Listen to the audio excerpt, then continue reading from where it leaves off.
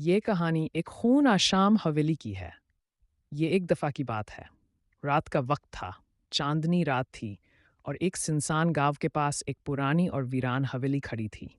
हवा के झोंके पेड़ों को हिला रहे थे और उल्लू की डरावनी आवाज़ सुनाई दे रही थी। इस हवेली के पास ही एक खुली जगह पर एक कैंप लगा हुआ था।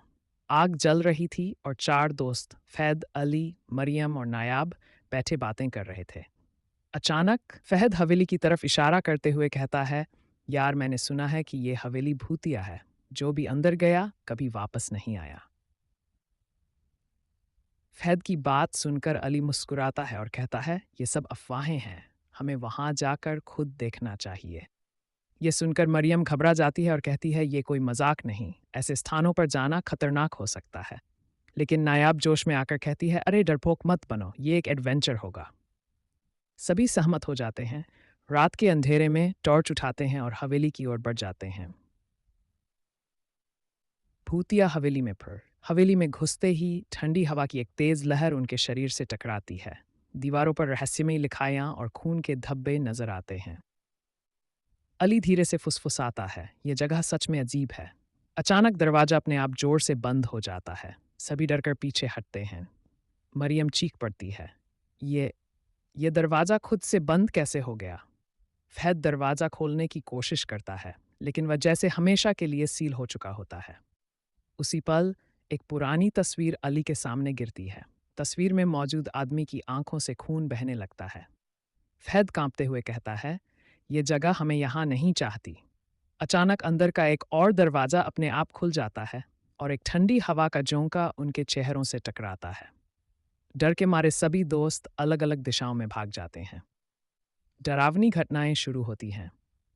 नायाब एक कमरे में जाती है जहां एक पुरानी कुर्सी पर एक काले कपड़ों में लिपटी औरत बैठी होती है। उसकी लाल चमकती हुई आंखें नायाब को घूर रही होती हैं। वह औरत धीरे से कहती है, तुम्हें यहाँ नहीं आना चाहिए था। नायाब चीखती है, लेकिन उसकी आवाज़ जैसे हवा में घुल जाती है। एक पुरानी अलमारी के पास जाता है।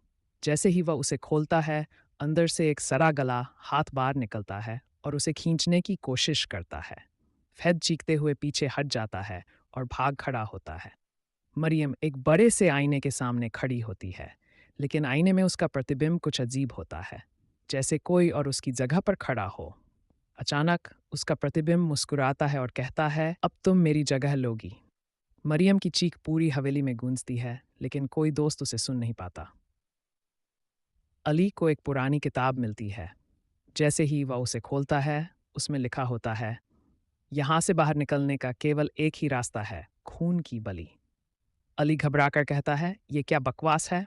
अचानक किताब खुद ब खुद जलने लगती है और हवेली में चारों तरफ रहस्यमयी हंसी की आवाज़ गूंजने लगती है। भयानक अंत। अचानक एक डरावनी आवाज़ आती है, अब तुम सब मेरे हो। हवेली की दीवारों से काले साए निकलने लगते हैं और चारों दोस्तों को अपनी गिरफ्त में ले लेते हैं। अगली सुबह गांव के कुछ लोग हवेली के पास आते हैं। एक बूढ़ा आदमी सांस लेकर कहता है, फिर कोई उनकी तरह इस हवेली में गया था। हवेली के दरवाजे पर खून से लिखा होता है, हम वापस आएंगे। अगर आपको कहानी पसंद आई हो तो लाइक कर देना और चैनल को सब्सक्राइब कर देना।